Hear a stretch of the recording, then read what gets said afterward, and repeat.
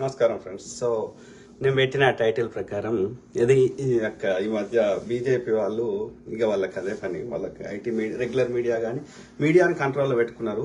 Regular media కానీ లేకపోతే paid social media కానీ ఇది బీజేపీ వాళ్ళు. సో ఇవాళ నేను చూసినాం కదా, ఎలక్టోరల్ బాండ్స్ ఏంది, ఆ 1000 కోట్లు వాళ్ళకి ఎందుకు ఇస్తున్నారు, ఆ ఇచ్చిన డబ్బుల్ని బీజేపీ ఏం చేస్తున్నది, ఓకే, ఐటీ ఎట్లా దుష్ప్రచారాలు చేస్తుంది, వేదాంత గ్రూపు లేకపోతే మెగా కన్స్ట్రక్షన్స్, ఇలా అనేకం ఉన్నాయి అందులో. అది దాని గురించి మళ్ళీ ఎప్పుడన్నా మాట్లాడుకుందాం. సో నేను పెట్టిన టైటిల్ ప్రకారం ఇది 3 పాయింట్లు పెట్టిన. ఒకటి, మనం ఇప్పుడు ట్రెండ్ చేస్తారు కదా బీజేపీ వాళ్ళు, వాళ్ళకి ఆడ ఎవడో పైన ఢిల్లీలో ఎక్కడో కూర్చుంటాడు ఆడ బాపనోడు, ఓకే, ఆర్య బాపనోడు, BJP IT cell head, okay, కూర్చొని ఇక ఇది ట్రెండ్ చేయమని చెప్తాడు అన్నట్టు. సో ఇక అట్లా ట్రెండ్ చేస్తారు. అది అయోధ్య కావచ్చు, రాహుల్ గాంధీ పప్పు కావచ్చు, ఎనీథింగ్, ఓకే, ఒక స్ట్రాటజీకి తోటి పోతారు. కానీ they think that strategy will work, అంటే ఎల్లకాలం అట్లా పనిచేస్తుందని అనుకుంటున్నారు, కానీ పనిచేయదు అట్లా, ఓకే. గత 2 సార్లు బీజేపీ గెలవడానికి కారణము కాంగ్రెస్ మీద స్కాములని బురద చల్లడము, రాహుల్ గాంధీ పప్పు అని బాగా దుష్ప్రచారం చేయడం. ఎప్పుడైతే రాహుల్ గాంధీ గారు ప్రజల్లోకి వచ్చిండ్రో ఆయన ఇమేజ్ మారిపోయింది. ఆయన పప్పు అంటే ఎవడు నమ్ముతలేరు. మోడీనే ఉల్టా పప్పు అనే స్థాయికి వచ్చింది, ఓకే. కాబట్టి ప్లస్ ఎప్పుడు కానీ ఒక 2 టర్మ్స్ ఉన్నది అంటే వాళ్ళ పరిపాలన ఏందో చూశారు. కాబట్టి ఏ సోషల్ మీడియాలో ఏదో ఈ పిల్లలు అట్లా వాడు పేడు వాళ్ళకి తెలియక యూత్ కొంతమంది ఇన్ఫ్లుయెన్స్ అయితే అవుతారేమో కానీ 90% ద రియల్ ఓటర్స్ ఎవరైతే నిజంగా ఓటేసే వాళ్ళు ఉన్నారో వాళ్ళకు వాళ్ళ డే టు డే సమస్యలే ప్రధానం. అదే ఈ మతం పిచ్చి లేపుతా ఇంకోటి లేపుతా అంటే అది వర్కౌట్ కాదు. ధరలు, ట్యాక్సులు, డే టు డే లైఫ్, బతుకు తెరువు, ఇవే ప్రధాన సమస్యలు ఉంటాయి. సో అన్నిట్లో ఫెయిల్ అయిండు Narendra Modi. Everybody is feeling the pain. దాదాపు ఎవరికి కూడా నరేంద్ర మోడీ ఇచ్చిన పేపర్ మీద రాసి ఫండ్స్ రిలీజ్ చేస్తున్న నరేంద్ర మోడీ యొక్క ఆవాస్ యోజన కింద మీకు ఎవరికైనా ఇల్లు వచ్చిందా? మోడీ ఆయుష్మాన్ భారత్ కింద మీకు ఏమైనా పైసలు వచ్చినాయా? సో అది పేపర్ మీదనే పైసలు రిలీజ్ చేసి వాళ్ళు తినడానికే తప్ప మనకైతే ఎవరికి రాలే మోడీ పథకాలు, ఓకే.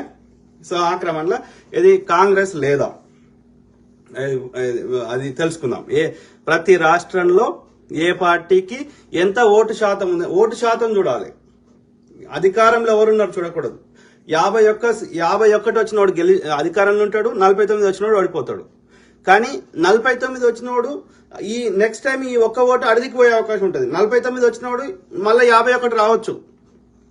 0, 3, 5% ఉన్నోడు రాలేడేమో. కానీ ఒక 20% కంటే ఎక్కువ ఉంటే ఆ పార్టీ ఉన్నట్టు ఓటు శాతం, 20% కంటే తక్కువ ఉంటే ఆ పార్టీ లేనట్టు. సో ఆ క్రమంలో ప్రతి రాష్ట్రంలో బీజేపీకి ఎంత ఓటు బ్యాంక్ ఉంది, కాంగ్రెస్కి ఎంత ఓటు బ్యాంక్ ఉంది పరిశీలిద్దాం. బీజేపీకి మెజారిటీ రాష్ట్రాల్లో గట్టి పోటీ ఇస్తుంది ప్రధాన ప్రతిపక్షము ఎవరో చూద్దాం.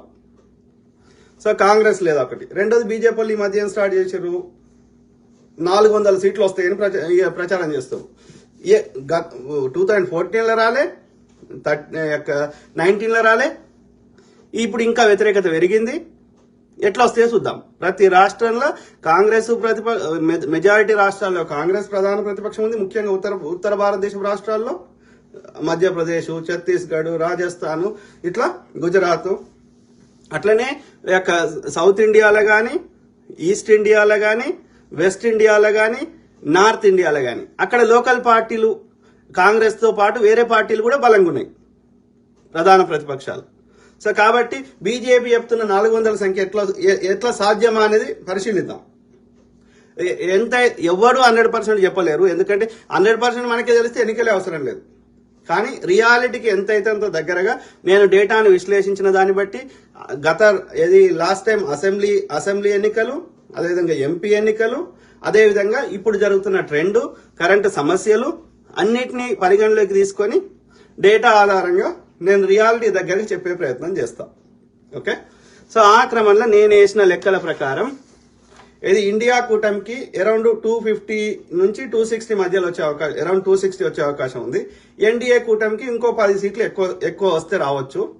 కానీ గవర్నమెంట్ ఫామ్ చేయాలంటే 272 రావాలి. కాబట్టి ప్రతి రాష్ట్రంలో ప్రతి బీజేపీ కాంగ్రెస్ కాకుండా ప్రతి పార్టీకి వచ్చే ఒక్క ఎంపీ సీటు కూడా చాలా విలువైంది.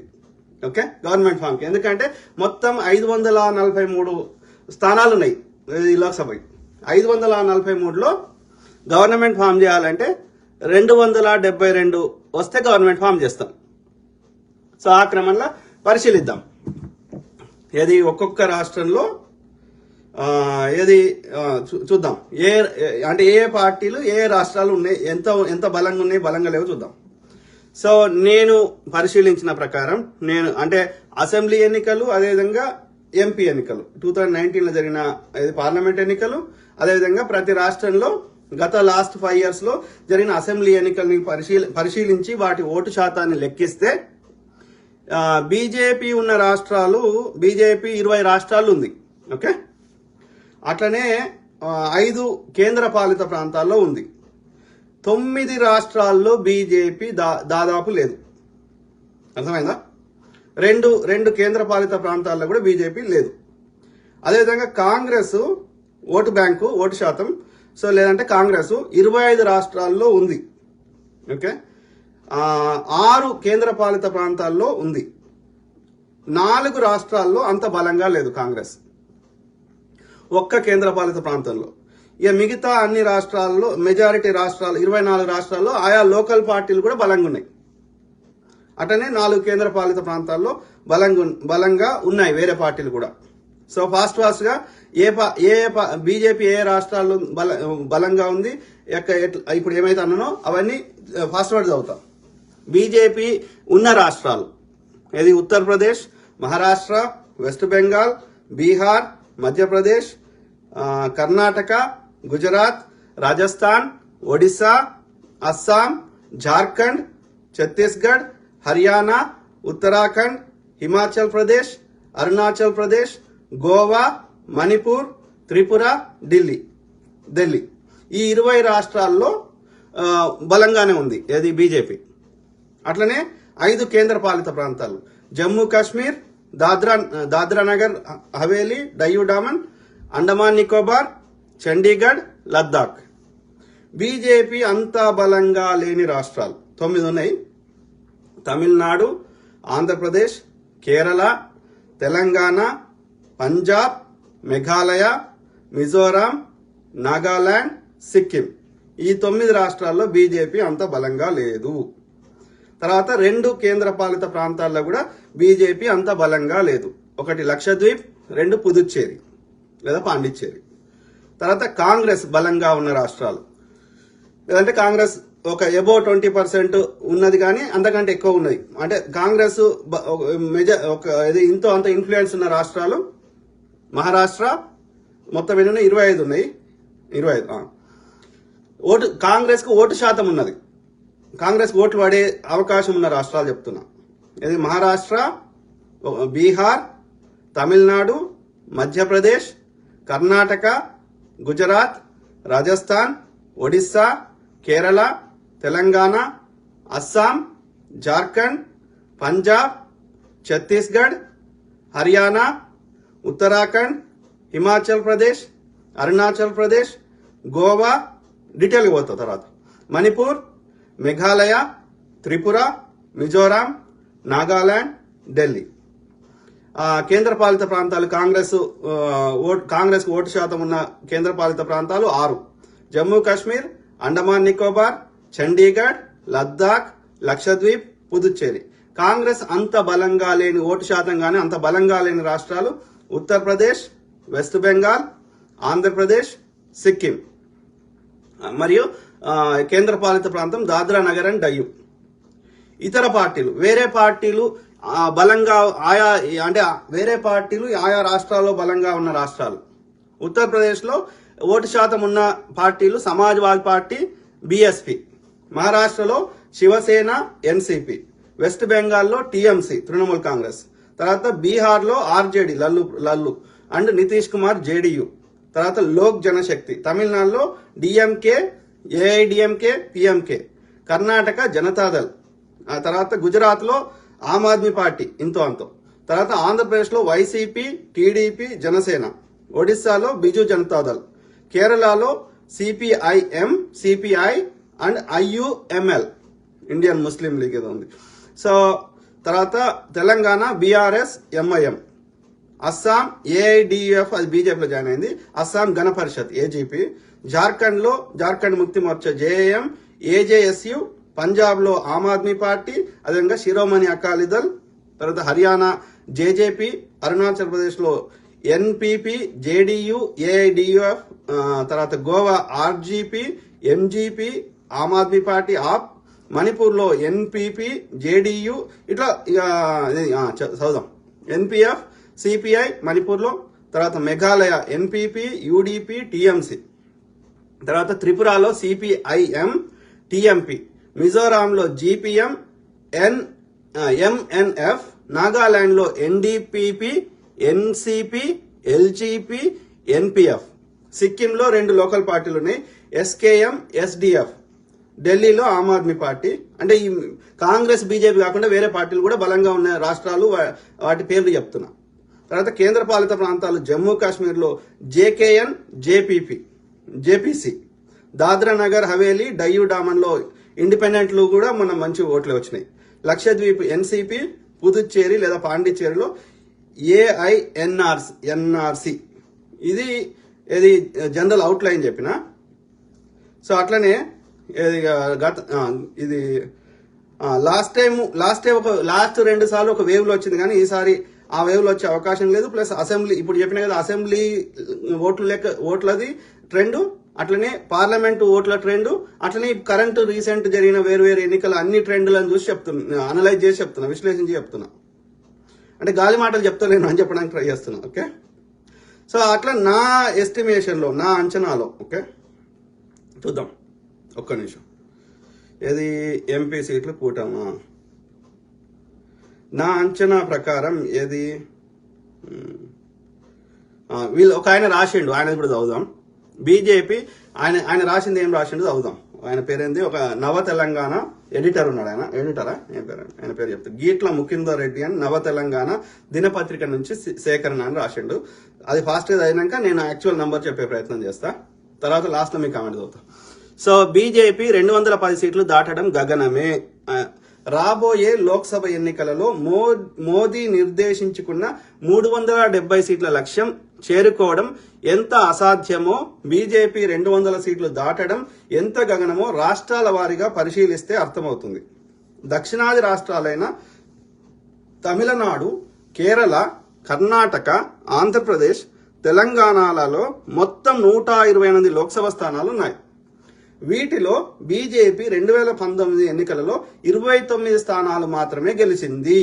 128లో మొత్తం 5-6 రాష్ట్రాలు ఉన్నాయి కదా ఇప్పుడు చెప్పినాయి, 1 2 3 4 5 రాష్ట్రాల్లో 29 స్థానాలు మాత్రమే గెలిచింది, మోడీ అంత వేవున్నప్పుడే.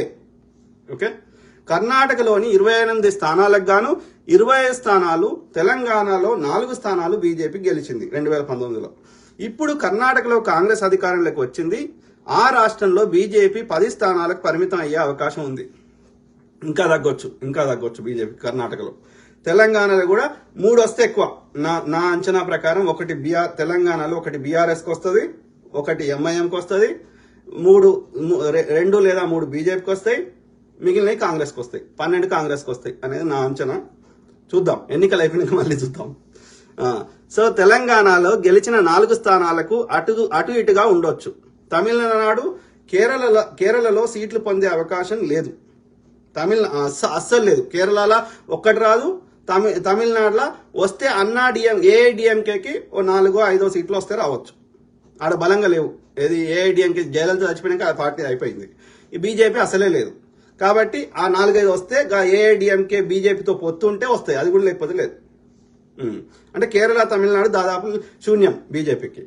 తర్వాత తమిళనాడులో ఎన్డీఏ పక్షమైన ఏఐడిఎంకే కూడా ఇప్పుడు దూరం అయిందంట. ఇప్పుడు దానికి మిత్రపక్షం కాదంట ఏఐడిఎంకే. సో కాబట్టి 0 వస్తాయి తమిళనాడులో. తర్వాత కేరళలో నేను రాసుకున్న ప్రకారం 2 వస్తాయని రాసిన, కానీ అది కూడా రాకపోవచ్చు. చూద్దాం, ఒక్కొక్క స్టేట్ ని డీటెయిల్ గా పరిశీలిద్దాం. ఫస్ట్ ఈయన రాసింది అవుతా. ఏపీలో టీడీపీతో పొత్తు కుదిరింది. పరిస్థితులు అనుకూలిస్తే 2-3 సీట్లు రావడానికి అవకాశం ఉంది. నేను అంచనా వేసిన ప్రకారం లాస్ట్ టైం వైసీపీకి 25 ఏపీలో 25 సీట్లు ఉన్నాయి. 25లో వైసీపీకి 22 వచ్చినాయి. నా అంచనా ప్రకారం ఏది జనసేన అనేది కొంచెం అంతో ఓటు బ్యాంక్ ఉన్నది జనసేనకి గోదావరి జిల్లాల్లో. సో కాబట్టి నేను ఇంకే లిబరల్ చేసిన ప్రకారం టీడీపీ, బీజేపీ, జనసేన పొత్తులో ఉంది కాబట్టి ఒక 7 సీట్లు వస్తాయని అంచనా వేసిన. అంటే వైసీపీకి 18 సీట్లు, అరౌండ్ 18 సీట్లు గ్యారంటీ వస్తాయి. ఎక్కువనే వస్తాయి కానీ తక్కువ అయితే రావు. తర్వాత దేశంలోని మొత్తం 543 లోక్సభ స్థానాల్లో దక్షిణాది చెందిన 128 స్థానాలు పోగా మిగిలిన 415 స్థానాల్లో ఎన్డీఏ కూటమి రమారమి 385 స్థానాలు సాధించాలి, లేదా బీజేపీ 355 స్థానాలు సాధించాలి. ఓకే. ఎన్డీఏ మిత్రపక్షాలైన జనతాదళ్ జేడీయూ, శివసేన ఏక్నాథ్ షిండే అది మహారాష్ట్రలో, ఎన్సీపీ అజిత్ పవార్ అది వాటి నుంచి విడగొట్టిండు కదా. ఎన్డీఏలోని ఇతర చిన్న చితక పార్టీలకు కేటాయించి సీట్లు పోగా బీజేపీ ఉత్తర భారతదేశంలో పోటీ చేసే సీట్ల సంఖ్యనే 350కి కొద్దిగా అటు ఇటు ఉన్నాయి. అంటే బీజేపీ ఎన్డీఏ కూటమి పక్షాల యొక్క మిత్రపక్షాలను తీసేస్తే బీజేపీ పోటీ చేసేదే 350 ఉన్నాయి. నార్త్ అంటే సౌత్ ఇండియా కాకుండా మిగిలిన ఇండియా అంతా, east India, west India, north India, central India, అన్ని ఇండియాలు. సో 350 సీట్లే వాడు పోటీ చేస్తే 400 సీట్లు ఎట్లా వస్తాయి బీజేపీకి? Use common sense. అంటే మీడియా, నేనేం చెప్తున్నా, నేను చెప్పినా ఎవడు చెప్పినా సరే మీడియాలో వచ్చేది గుడ్డిగా నమ్మకండి. వాడు ఎంతవరకు, ఎందుకంటే కొంతమంది ఫేక్ చెప్పవచ్చు, కొంతమంది వానికి అంత నాలెడ్జ్ లేకపోవచ్చు. కాబట్టి సెల్ఫ్గా ఆలోచించండి. నేను ఉన్న డేటాని విశ్లేషించి ఎంతైతే నిజం చెప్పడానికి ప్రయత్నిస్తా, గంతే. ఓకే. నార్త్ ఇండియాలో బీజేపీ పోటీ చేసే అన్ని సీట్లు గెలిస్తే గాని 370 సీట్లు సాధించలేదు. ఇది ప్రజలతో ప్రతిపక్షాలతో మైండ్ గేమ్ తప్ప ఇంకొకటి కాదు. 1000% I agree. It's a just propaganda, Goebbels ప్రచారం. మైండ్ ని అట్లా దుష్ప్రచారం చేసుకుని ఇక బీజేపీ వచ్చే అవకాశం ఉందని చెప్పి బీజేపీకి ఓటేస్తారని అదొక ఒక భ్రమ. కానీ రియల్ ఓటర్ ఇవన్నీ పట్టించుకోడు. వాళ్ళ డే టు డే సమస్యలే వాళ్ళకి ప్రధానం. వాళ్ళ రైతు పండించిన ధాన్యానికి గిట్టుబాటు ధరనే వాళ్ళకి ప్రధానం. అర్థమైందా? పెట్రోల్ మీద జీఎస్టీయే ప్రధానం, చెప్పుల మీద జీఎస్టీయే ప్రధానం. అవే ఆలోచిస్తాడు. ఈ చెత్త పట్టించుకోడు నిజమైన ఓటర్. కొద్దిమంది యూత్ పాపం పిల్లలకు తెలియదు, వాళ్ళు బిర్యానీకి అమ్ముడు పెట్టారు, వాళ్ళు ఓటేరు పీకర్ తాగుతారు అంటారు ఆ రోజు. సో కేటాయించి సీట్లు పోగా 350 కూడా పోటీ చేస్తలేడు బీజేపీ. 400 సీట్లు ఎట్లా వస్తాయి ఆలోచించండి. ఇది మైండ్ గేమ్ తప్ప ఇంకొకటి కాదు. దీనిని అర్థం చేసుకోలేనంత అమాయకులు ప్రజలు కాదు. 1000% ఐ అగ్రి. ఉత్తర భారత రాష్ట్రాలైన మధ్యప్రదేశ్, రాజస్థాన్, ఛత్తీస్గఢ్లలో ఇటీవలి కాలంలో జరిగిన అసెంబ్లీ ఎన్నికల ఫలితాలు బీజేపీకి ఊపునిచ్చిన మాట నిజమే. కానీ లోక్సభ ఎన్నికలలో ఈ 3 రాష్ట్రాల నుంచి బీజేపీకి అదనంగా బీజేపీ సాధించేది ఏమీ లేదు. ఈ 3 రాష్ట్రాలు గెలిచినప్పటికీ అక్కడ ప్రధాన ప్రతిపక్షం కాంగ్రెస్ కూడా ఈ 3 రాష్ట్రాలలో 40% పైగా ఓటు శాతం వచ్చింది. సీట్లు కూడా కన్సిడరబుల్ వచ్చాయి. నేను తెలియదు, బీజేపీ వాడు మోసం చేసి 1000-2000 ఓట్ల తేడా ఉన్న వాటిలో ఈవీఎం రిప్లేస్ చేసిండు కావచ్చు ఈ 3 రాష్ట్రాల్లో. ఎందుకంటే ఎన్నికలు అయిన నాటికి ఆ యొక్క లెక్కింపు నాటికి దాదాపు 4 రోజుల గ్యాప్ ఉండే. ఓకే. నేను ఫెయిర్ ఎన్నికలు జరిగితేనే నేను చెప్పే ముచ్చట. ఫెయిర్ ఎన్నికలు జరగక ఈవీఎం రిప్లేస్ చేస్తే దాన్ని మనం ఏం మాట్లాడలేము. అప్పుడు ఎన్నికలే అవసరం లేదు. ఓకే.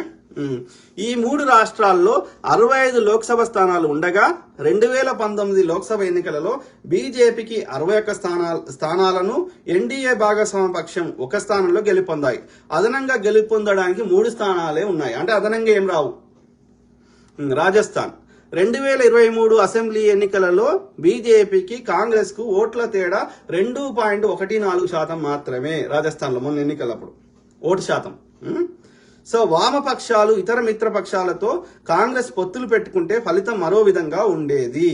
ఈ రాష్ట్రాలలో బీజేపీకి 15 నుంచి 20 స్థానాలు తగ్గడమే తప్ప పెరిగే అవకాశం లేదు. ఎక్కడ? రాజస్థాన్. తర్వాత 2019 ఎన్నికలలో గుజరాత్, హర్యానా, ఢిల్లీ, ఉత్తరాఖండ్, హిమాచల్ ప్రదేశ్ లోని 52 లోక్సభ స్థానాలకు గాను 52 స్థానాలను బీజేపీ గెలుపొందింది. కానీ ఇప్పుడు అది సాధ్యంగా 100%, ఎందుకంటే ఆ మోడీ వేవ్ ఇప్పుడు లేదు ఈసారి. ఓకే, ప్లస్ అప్పుడు ఎందుకు బీజేపీ ఓట్లు పడ్డాయి అంటే ఆల్టర్నేటివ్ లేదు, రాహుల్ గాంధీ పప్పు, అది బాగా మైండ్ లో ఉండే. ఇప్పుడు లేదు ఆ ఇమేజ్ రాహుల్ గాంధీకి. ఎప్పుడైతే జోడో యాత్ర స్టార్ట్ చేసిండో ఇమేజ్ అయిపోయింది, తేడా అయింది. సో కాబట్టి డెఫినెట్లీ ఇప్పుడు కాంగ్రెస్ కి గతంలో కంటే ఎక్కువ ఓట్లు పడే అవకాశం ఉంది. సో కాబట్టి బీజేపీకి అప్పుడు వచ్చినట్టు రావు 100%, ఆ మోడీ వేవ్ లేదు. ఎన్ని కథలు పడ్డా పడాయి, ఎన్ని అయోధ్య చెప్పు, ఎన్ని ఏ మార్చు, ఈసారి వర్కౌట్ కాదు. అంటే తగ్గే అవకాశం ఉంది కానీ పెరిగే అవకాశం లేదు బీజేపీకి. అప్పుడే 400, ఇప్పుడు ఎట్లా వస్తాయి? Common sense, use brain. Himachal Pradesh లో కాంగ్రెస్ అధికారంలోకి రావడం, ఢిల్లీ, గుజరాత్లలో ఆమ్ ఆద్మీ పార్టీ, కాంగ్రెస్ మధ్య ఎన్నికల పొత్తు కుదరడము కరెక్ట్. గుజరాత్, ఢిల్లీ, పంజాబ్ ఈ మూడిట్లలో ఆమ్ ఆద్మీ పార్టీ ఇన్ఫ్లుయెన్స్ చేసేంత ఓటు శాతం ఉన్నది, వాళ్ళకి ఉన్నది. తర్వాత కాంగ్రెస్ మధ్య ఎన్నికల పొత్తు కుదరడము, రైతుల ఉద్యమాలు జరగడము, హర్యానా రైతులు పెద్ద ఎత్తున అందులో పాల్గొనడము. ఈ నేపథ్యంలో బీజేపీకి కనీసం తక్కువ 15 సీట్లు ఈ 3 రాష్ట్రాల్లో తగ్గుతాయి. హిమాచల్ ప్రదేశ్, గుజరాత్, ఢిల్లీ. గుజరాత్ లో కూడా ప్రధాన ప్రతిపక్షం కాంగ్రెసే. అంత మోడీ పిచ్చి ఈ మతం పిచ్చి లేపినా, గోద్రాలు వేసినా 27-30% తక్కువ ఎప్పుడు రాలే కాంగ్రెస్ ఓట్లు గుజరాత్ లో. గుజరాత్ కి కాంగ్రెస్ కి దాదాపు ఓటు శాతం లేని రాష్ట్రాలు నాలుగు చెప్పిన నేను. సిక్కింలో బీజేపీ లేదు, కాంగ్రెస్ లేదు, అక్కడ లోకల్ పార్టీలు ఉన్నాయి, ఎస్కేఎఫ్, ఎస్డిఎఫ్, సిక్కిం మీద ఉన్నాయి. సో అది సిక్కిం తీసేస్తే మిగిలిన 3 రాష్ట్రాలు ఏవి? వెస్ట్ బెంగాల్లో లేది, అక్కడ కమ్యూనిస్ట్ పార్టీ, కాంగ్రెస్ తగ్గినాయి ఓటు శాతం. వెస్ట్ బెంగాల్, తర్వాత రెండోది ఏంది ఆ యొక్క యూపీ, ఈ యొక్క 3 రాష్ట్రాలనే కాంగ్రెస్ లేదు, కానీ బీజేపీ 9 రాష్ట్రాలు లేదు. సో ఆ క్రమంలో సో హిమాచల్ ఈ 3 చెప్పిన కదా, ఇంకో 15 సీట్లు తగ్గుతాయి ఈ 3 రాష్ట్రాలు కానీ పెరిగాయి. ఏది బీజేపీకి? హిమాచల్ ప్రదేశ్, ఢిల్లీ, గుజరాత్, హర్యానా. 80 లోక్సభ స్థానాలు కలిగిన ఉత్తరప్రదేశ్ లో 2019లో 49.98% ఓట్లతో 62 స్థానాలు బీజేపీ గెలిచింది. 2014తో పోల్చితే 9 సీట్లు తగ్గాయి, ఇంకా తగ్గే అవకాశం ఉన్నది. యూపీలో సమాజ్వాదీ పార్టీ బీఎస్పీ వీళ్ళతో దోస్తుంటది, కానీ యూపీలో కాంగ్రెస్ ఓటు శాతం ఎక్కువ లేకున్నా గానీ అక్కడ ప్రధాన ప్రతిపక్షం ఇది. కాంగ్రెస్ కు ఓటు శాతం ఉంది కానీ కాంగ్రెస్ ఓటు పెద్దగా బలమైన అభ్యర్థిని పెట్టి పోటీ చేయాలి ఇప్పటివరకు ఈ మధ్యకాలంలో. ఓకే, లాస్ట్ టైం కూడా మహిళలకు ఇచ్చిండు, అంతే బలహీనలకు ఇచ్చారు. కానీ కాంగ్రెస్ తీసేద్దాం. సమాజ్వాదీ పార్టీకి ఎన్నో సీట్లు వస్తాయి కదా. ఇప్పుడు లాస్ట్ టైం ఎన్ని వచ్చినాయి? బీజేపీకి 62 వచ్చినాయి. ఈసారి ఇంకా తగ్గే అవకాశం ఉంది కానీ పెరిగే అవకాశం లేదు. 80 సీట్లు ఉన్నాయి యూపీలో. తర్వాత 2022లో జరిగిన అసెంబ్లీ ఎన్నికలలో 41.2% ఓట్లు మాత్రమే బీజేపీ పొందింది యూపీలో అయోధ్య తప్ప మిగిలిన ప్రాంతాల అభివృద్ధిని పట్టించుకోకపోవడం, సమాజ్వాదీ పార్టీ, కాంగ్రెస్ల మధ్య ఎన్నికల పొత్తు కుదరడం, ప్రభుత్వ వ్యతిరేకత తదితర కారణాల వలన బీజేపీకి గత లోక్సభ ఎన్నికలతో పోల్చితే కనీసం 20 సీట్లు తగ్గే అవకాశమే ఉంది. 100%, అరౌండ్ 40 సీట్లే వస్తాయి. హిందీ బెల్ట్ లో మరో ముఖ్యమైన రాష్ట్రం బీహార్. కరెక్ట్, 40 లోక్సభ స్థానాలకు గాను 2019లో బీజేపీకి 17, ఎన్డీఏ పక్షాలైన జనతాదళ్ అదే నితీష్ కుమార్ది 16, లోక్ జనశక్తి పార్టీకి 6 సీట్లు వచ్చాయి. ఓకే, నితీష్ కుమార్ ఊసరవెల్లి రంగులు మార్చినట్టు ఇప్పటికి 9 సార్లు అటు ఇటు పోయిండు నితీష్ కుమార్. సో కూటమి మార్చిండు. సో నితీష్ కుమార్ ఊసరవెల్లి రంగులు మార్చినట్టు ప్రభుత్వాలను మార్చడం, బీజేపీ నీతిమాలిన చర్యలు, ప్రభుత్వ వ్యతిరేకత వెరసి ఆర్జేడీ, లల్లు వాళ్ళ కొడుకు తేజస్వి యాదవ్ బాగా ఆయన పాపులర్ అయిపోయాడు. Rashtriya Janata Dal RJD, Congress and communist పార్టీలు వామపక్షం కూటమి సగానికి పైగా సీట్లు గెలుచుకునే అవకాశం ఉంది గ్యారంటీ. ఆర్జేడీకి ఎక్కువ వచ్చే అవకాశం, కాంగ్రెస్ కూడా మంచిగానే వచ్చినాయి లాస్ట్ టైం కూడా. సో జార్ఖండ్ మొత్తం 14 సీట్లకు గాను 2019లో బీజేపీకి 11, మిత్రపక్షం ఆల్ జార్ఖండ్ స్టూడెంట్ యూనియన్ ఎస్జేఎస్యు అన్న కదా ఇంతకుముందు, ఎస్జేఎస్యు ఒక స్థానంలో గెలిచింది. ఇప్పుడు జార్ఖండ్, అదేవిధంగా జార్ఖండ్ ముక్తి మోర్చా జేఎం శిబు సోరెన్ కొడుకు హేమంత్ సోరెన్ మెరుగైన ఫలితాలు సాధించవచ్చని పరిశీలకుల అంచనా. బీజేపీ ఏమనుకుంటున్నాడంటే ఇబ్బంది పెడితే వాడిని జాయిన్ చేసుకుంటే మనకు గెలుస్తాం అనుకుంటున్నాడు. అవి చిన్న రాష్ట్రాల్లో సాధ్యమవుతుంది, కర్ణాటకలో అట్లా చేస్తే ఏం చేశారు? లేవకుండా కొట్టిరు. ఎందుకంటే ప్రజలు ఎన్నుకున్న ప్రభుత్వాన్ని కూలిస్తే ప్రజలు హర్షించరు, దాన్ని మళ్ళీ నెక్స్ట్ ఎన్నికల్లో చూపెడతారు. అందుకే లేవకుండా కొట్టిరు కదా. సో మహారాష్ట్రలోని జార్ఖండ్ అయిపోయింది, మహారాష్ట్ర 42 లోక్సభ స్థానాలకు గాను 2019లో బీజేపీకి 23 వచ్చినాయి. ఆ వేవ్లు వచ్చినాయి, ఆ మోడీ వేవ్లు వచ్చినాయి, కానీ ఈసారి రావని చెప్తున్నాను ఓవరాల్. సో 2019లో బీజేపీకి 23, అప్పటి ఎన్డీఏ భాగస్వామ్య పక్షాన శివసేనకు 18 స్థానాలు గెలుపొందాయి. కాంగ్రెస్ 1, ఎన్సీపీ 4, ఎంఐఎం 1 స్థానంలో గెలుపొందింది మహారాష్ట్రలో. ఇప్పుడు శివసేన, ఏక్నాథ్ షిండే వర్గం శివసేన, అజిత్ పవార్ వర్గమైనటువంటి ఎన్సీపీ ఎన్డీఏతో ఉన్నారు. శివసేన ఉద్ధవ్ ఠాక్రే వర్గమైన శివసేన, అదేవిధంగా శరద్ పవార్ వర్గమైన ఎన్సీపీ ఇండియా కూటమితో కాంగ్రెస్ తో ఉన్నారు. ఇండియా కూటమి పక్షాలు 5 సీట్ల కంటే పెరిగే పరిస్థితి ఉంది తప్ప తగ్గేదైతే లేదు. ఇది మహారాష్ట్రలో. ఇక పశ్చిమ బెంగాల్, వెస్ట్ బెంగాల్ మరియు ఒరిస్సా మొత్తం 63 సీట్లలో 2019లో బీజేపీ పొందిన సీట్లు 26, కాంగ్రెస్ 3. బెంగాల్లో టీఎంసీ తృణమూల్ కాంగ్రెస్ దీది 22, ఒరిస్సాలో బిజు జనతాదళ్ అదే నవీన్ పట్నాయక్ బీజేడీ 12 స్థానాల్లో గెలుపొందాయి. ఈ 2 రాష్ట్రాల్లో బీజేపీకి బెంగాల్లో తృణమూల్ కాంగ్రెస్, ఒరిస్సాలో బీజేడీ ప్రత్యర్థి పార్టీలు, కాంగ్రెస్ కాదు. బీజేపీ గతం కంటే ఈ రాష్ట్రాల్లో సీట్లు పెరిగే అవకాశం లేదు. ఇకపోతే పంజాబ్ 13, జమ్మూ కాశ్మీర్ 6, గోవా 2, మొత్తం 21 సీట్లలో 2019లో బీజేపీకి 6 సీట్లు వచ్చాయి, కాంగ్రెస్ కు 9 వచ్చాయి. అప్పటి ఎన్డీఏ పక్షమైన శిరోమణి అకాలీదళ్ ఎస్ఏడికి 2 వచ్చినాయి. యూపీఏ పక్షం Jammu and Kashmir national conference పార్టీకి 3 సీట్లు వచ్చినాయి. ఆమ్ ఆద్మీ పార్టీకి 1 సీట్ వచ్చింది. ఇప్పుడు బీజేపీకి తిరిగి 6 సీట్లు పొందితే గగనమే. ఆ 6 సీట్లు కూడా రావు ఇప్పుడు చెప్పిన రాష్ట్రాల్లో. ఏది? పంజాబ్, జమ్మూ కాశ్మీరు, గోవా, అవి. సో తర్వాత 7 సిస్టర్స్ గా పిలువబడే 7 ఈశాన్య రాష్ట్రాల్లో పెద్ద రాష్ట్రమైన అస్సాం 11 లోక్సభ స్థానాలు కలిగి ఉండగా మిగతా 6 రాష్ట్రాల్లో 10 లోక్సభ స్థానాలు ఉన్నాయి. అర్థమైందా? 14, 10, 24 ఉన్నాయి. 24లో ఒక అస్సాం పెద్ద రాష్ట్రం, మిగతా బుడ్డ రాష్ట్రాలు చాలా చిన్నవి. 1, 2 అసెంబ్లీ పార్లమెంట్ స్థానాల కంటే ఎక్కువ లేవు. సో ఆ క్రమంలో అస్సాంలో 14 ఉన్నాయి. సో మిగతా బుడ్డ రాష్ట్రాల్లో 10 ఉన్నాయి. సో ఆ క్రమంలో సహోదర రాష్ట్రం సిక్కిం 1 లోక్సభ స్థానం, మొత్తం 25 స్థానాలకు గాను 2019లో లోక్సభ జనరల్ ఎన్నికల్లో బీజేపీకి 15 స్థానాలు వచ్చాయి. ఎన్డీఏ పక్షాలు మరో 5 గెలిచాయి, అంటే 20 వచ్చినాయి. అదనంగా ఇక్కడ బీజేపీకి ఎన్డీఏకు సీట్లు పెరిగే అవకాశం లేదు, ఇంకా తగ్గుతాయి కానీ పెరిగాయి. ఓకే. మిగతా 6 కేంద్ర పాలిత రాష్ట్రాలైన లక్షద్వీప్, చండీగఢ్, పాండిచ్చేరి లేదా పుదుచ్చేరి, అండమాన్ అండ్ నికోబార్, దాద్రా నగర్ అండ్ హవేలీ, డయ్యూ డామన్ లో గల 6 లోక్సభ స్థానాలకు గాను 2019లో బీజేపీకి 2, కాంగ్రెస్ కు 2, ఇతరులకు 2 వచ్చాయి. వీటితో ఎన్డీఏకి పెరిగేది లేదు, ఇండియాకు తగ్గేది లేదు. వెరీ సిమిలర్ వస్తాయి. మోడీ నాయకత్వంలోని బీజేపీ ఎన్డీఏ సర్కార్ తమ ఎన్నికల వాగ్దానాలను అనేకం విస్మరించింది. అభివృద్ధి సూచి నేలచూపులు చూస్తుంటే ధరల సూచి ఆకాశాన్ని చూస్తుంది. ప్రజల ఆస్తులను కార్పొరేట్లకు కారుచౌకగా కట్టబెడుతున్నది. ప్రాంతీయ పార్టీలను నిర్వీర్యం చేస్తున్నది. 3 ట్రిలియన్ల ఆర్థిక వ్యవస్థ అటు ఉంచితే కరోనా కేసులు 4,50,00,000, ప్రాణాలు కోల్పోయిన వారి సంఖ్య 5,33,000 లో దేశాన్ని 2వ స్థానంలో నిలిపారు. అంటే కరోనాను సరిగ్గా హ్యాండిల్ చేయలేదు, ఆర్థిక వ్యవస్థను సరిగ్గా హ్యాండిల్ చేయలేదు, ధరలు ఆకాశాన్ని అంటుతున్నాయి, ఆదాయం తగ్గింది, ఖర్చులు పెరిగినాయి, ప్రజలు ఇబ్బందులు పడుతున్నారు. అది కాకుండా నియంతృత్వం నడుస్తున్నది, దుష్ప్రచారాలు నడుస్తున్నాయి. ఇవన్నీ వెరసి బీజేపీ మీద వ్యతిరేకత పెరిగింది కానీ తగ్గలేదు. 2014 ఎన్నికల్లో ఏటా 2 కోట్ల ఉద్యోగాలు కల్పిస్తామన్న మోడీ 30 లక్షల కేంద్ర ప్రభుత్వ రంగ సంస్థల్లోని ఖాళీ పోస్టులను భర్తీ చేయలేదు.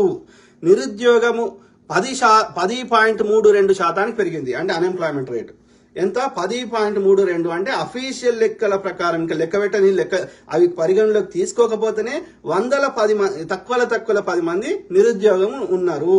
మామూలుగా 4-5% ఉంటే అదే ఎక్కువ అంటారు. ఓకే. తాను అధికారంలోకి వచ్చిన ఈ 10 సంవత్సరాల కాలంలోనే 1,10,00,00,000 అప్పులు చేసి ప్రతిపక్ష పాలిత రాష్ట్ర ప్రభుత్వాలు చేస్తున్న అప్పులపై విమర్శ చేయడం మోడీకే చెల్లుతుంది. 3 రైతు వ్యతిరేక నల్ల చట్టాలు తీసుకొచ్చిన కేంద్ర ప్రభుత్వం రైతాంగ ఉద్యమానికి తలొగ్గి ఆ చట్టాలను వెనక్కి తీసుకున్నది. కనీస మద్దతు ధర చట్టబద్ధత కోసం పోరాడుతున్న రైతాంగంపై తీవ్ర నిర్బంధాన్ని ప్రయోగిస్తున్నది.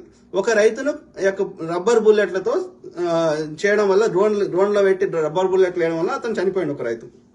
ప్రజా వ్యతిరేకతను మూటగట్టుకున్న మోడీ మోసపూరిత మాటలనే నమ్ముకున్నారు. కాంగ్రెస్ పార్టీ జబ్బలు జారేయకుండా వామపక్ష లౌకిక ప్రజాస్వామిక పార్టీలతో కలిసి పోరాటం ద్వారా మంచి ఫలితాలు సాధించగలదు. ఇట్లు గీట్ల ముకుందరెడ్డి, నవ తెలంగాణ దినపత్రిక నుండి సేకరణ. ఆయన ఎడిటర్ ఉన్నట్టున్నాడు, అంటే పత్రికా విలేకరు ఉన్నట్టున్నాడు. బాగా విశ్లేషించి కరెక్ట్ అంటే రియాలిటీ దగ్గరనే చెప్పిండు. ఓకే, ఇది ఆయన చెప్పిన ఆ బ్రదర్ది. సో ఇప్పుడు నేను విశ్లేషించింది చెప్పే ప్రయత్నం చేస్తా, చూద్దాం. ఒక్క నిమిషం.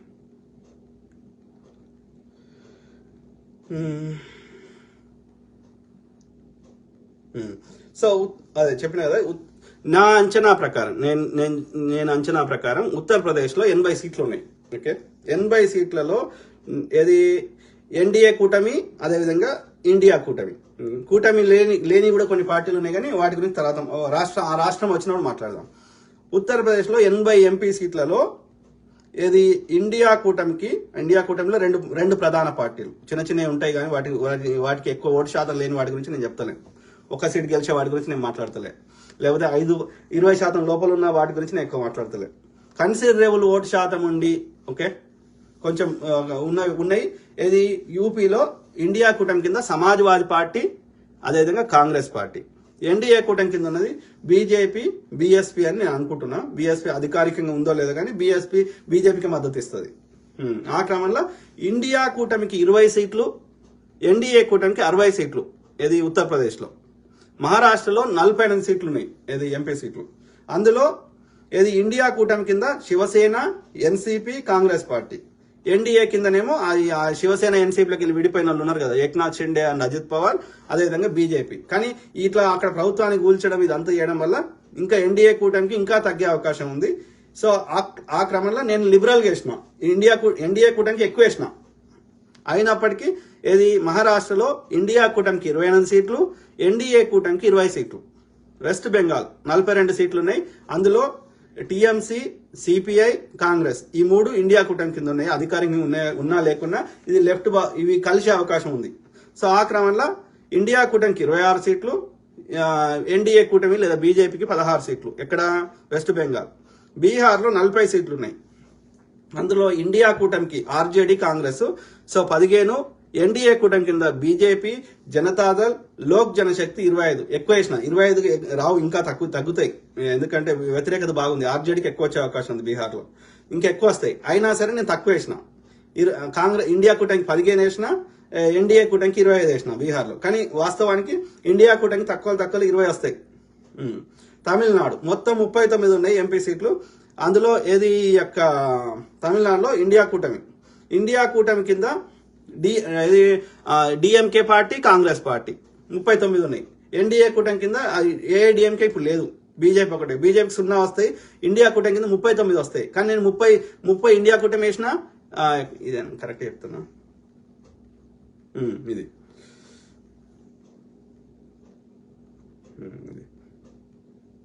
కాదురా.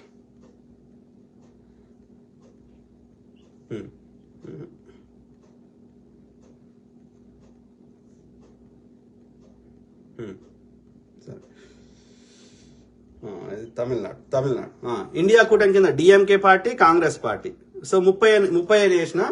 ఎన్డీఏ కూటమి కింద 9 అని వేసిన. కానీ నాకు తెలిసి 39లో దాదాపు 39 ఇండియా కూటమికి వస్తాయి. ఎన్డీఏ కూటమికి అవి కూడా రావు, కానీ ఎక్కువ వేసిన. ఎన్డీఏ కూటమికి ఎక్కువ వేసిన. సో తర్వాత మధ్యప్రదేశ్లో 29 సీట్లు ఉన్నాయి. రెండే ప్రధాన పార్టీలు, ఒకటి కాంగ్రెస్, రెండోది బీజేపీ. మధ్యప్రదేశ్లో కాంగ్రెస్ బలంగానే ఉంది. మొన్న దాదాపు 45-50% ఓట్లు వచ్చినాయి. అయినప్పటికీ ఇది ఎన్డీఏ కూటమికి ఎక్కువ వేసిన. 9 సీట్లు మాత్రమే ఇండియా కూటమికి వేసిన, 20 సీట్లు బీజేపీకి వేసిన. కానీ అట్లా రావు. ఇండియా కూటమి కూడా కాంగ్రెస్ కూడా బాగానే వస్తాయి మధ్యప్రదేశ్లో. అయినప్పటికీ ఎన్డీఏ కూటమికి ఎక్కువ వేసిన, బీజేపీకి ఎక్కువ వేసిన. 20 బీజేపీకి వేసిన, 9 కాంగ్రెస్కి వేసిన. ఇది మధ్యప్రదేశ్. కర్ణాటకలో 28 సీట్లు, 28లో 20 సీట్లు కాంగ్రెస్ కి, తర్వాత ఇండియా కూటమికి లేదా బీజేపీ జనతాదళ్ కు, అదే దాని పేరు దేవగౌడ కుమారస్వామి, సో అది 8 సీట్లు అని వేసిన. తర్వాత గుజరాత్ లో ఇండియా కూటమికి 2, ఎన్డీఏ కూటమికి 24. గుజరాత్ లో దాదాపు అన్ని సీట్లు ఎన్డీఏ కూటమికి వేసిన, బీజేపీకే.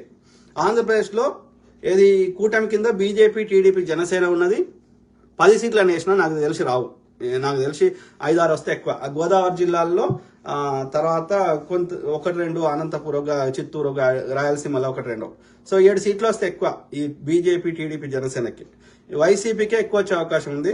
లాస్ట్ టైం 22 వచ్చినాయి, ఈసారి 18 నుంచి 20 దాకా రావచ్చు ఇది వైసీపీకి. మరి వైసీపీ ఇప్పుడు వాళ్ళు ఆల్రెడీ పొత్తు పెట్టుకున్నారు కాబట్టి బీజేపీతో ఉంటుందా వైసీపీ, ఉండకపోవచ్చు.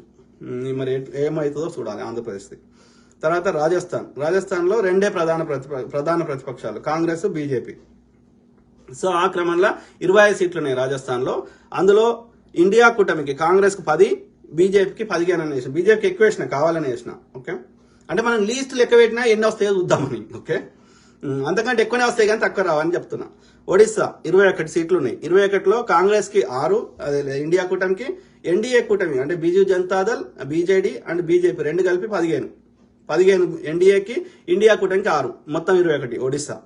తర్వాత కేరళలో బీజేపీకి నేను 2 వేసిన, అవి కూడా రావు. సో దాదాపు 20 సీట్లు ఈ ఇండియా కూటమికి వస్తాయి. సిపిఐఎం, ఐఎంయుఎల్, కాంగ్రెస్ ఈ 3 కలిపి దాదాపు కేరళలో 100% ఈ ఇండియా కూటమికి వస్తాయి. అయినప్పటికీ 18 సీట్లే నేను ఇండియా కూటమికి వేసిన, ఎన్డీఏ కూటమికి 2 సీట్లు వేసిన. తెలంగాణ మొత్తం 17 సీట్లు, 17లో కాంగ్రెస్ కి 12, ఎన్డీఏ కూటమి కింద బీజేపీ, బీఆర్ఎస్, ఎంఐఎం ఈ 3 కలిపి 5 సీట్లు వస్తాయి. బీజేపీకి 3, బీఆర్ఎస్ కి 1, ఎంఐఎంకి 1 అని నా అంచనా. ఓకే,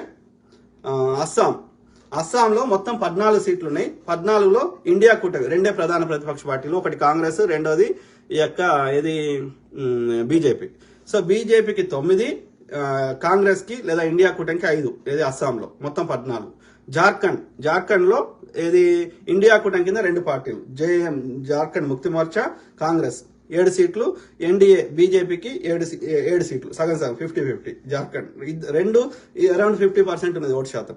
పంజాబ్ లో ఇండియా కూటమి కింద ఆమ్ ఆద్మీ పార్టీ, కాంగ్రెస్ కలిసి 9, ఎన్డీఏ కూటమి కింద బీజేపీ, శిరోమణి అకాలీదళ్ 4 అని వేసిన. కానీ ఇప్పుడు ఎడిటర్ చెప్పిన ప్రకారం ఇది శిరోమణి అకాలీదళ్ ఇప్పుడు బీజేపీతో లేదు అని, లేకపోతే 0 వస్తాయి మొత్తం.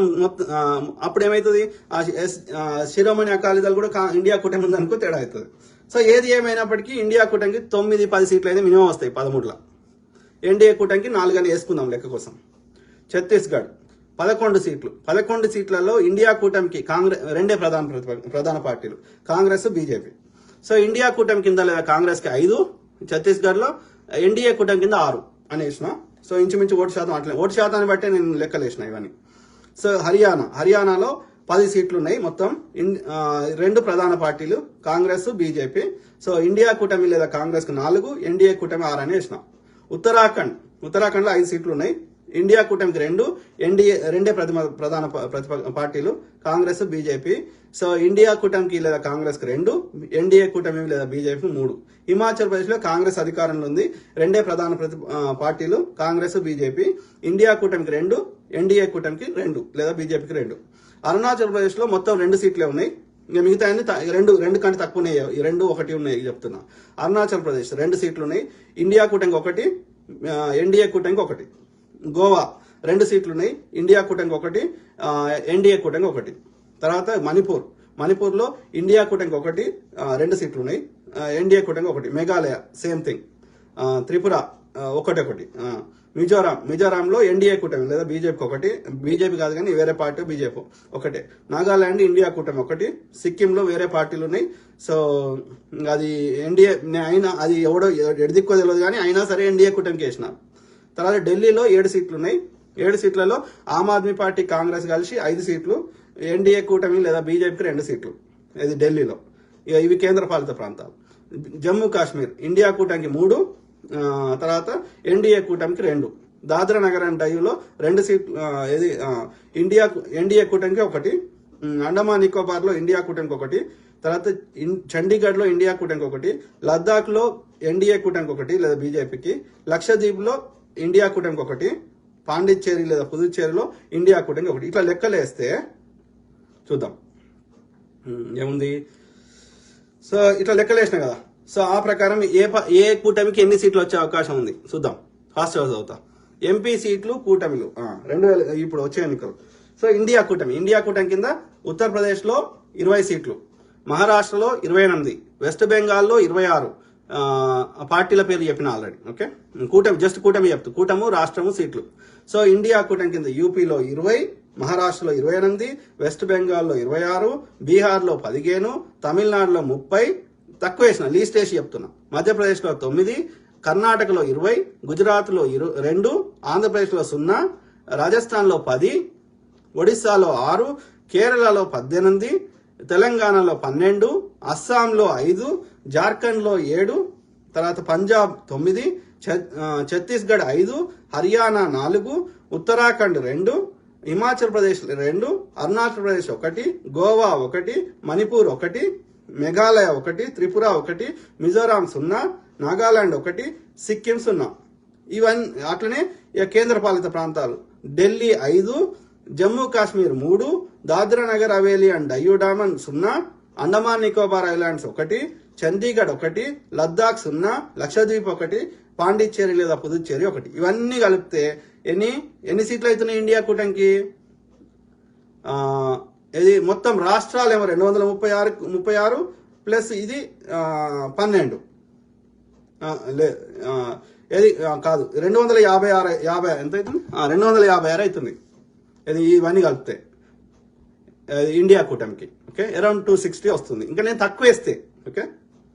అట్లనే ఎన్డీఏ కూటమికి యూపీ ఉత్తరప్రదేశ్లో 60, మహారాష్ట్ర 20, వెస్ట్ బెంగాల్ 16, బీహార్ 25, తమిళనాడు 9, మధ్యప్రదేశ్ 20, కర్ణాటక 8, గుజరాత్ 24, ఆంధ్రప్రదేశ్ అన్ని సీట్లు 25 సీట్లు వీళ్ళకి ఏది ఎన్డీఏ కూటమికి వేసిన. కానీ వైసీపీ లేదు, టీడీపీ బీజేపీ జనసేన ఉంది, వైసీపీ ఇండిపెండెంట్, దాన్ని లెక్క పెట్టదు ఐడియల్గా.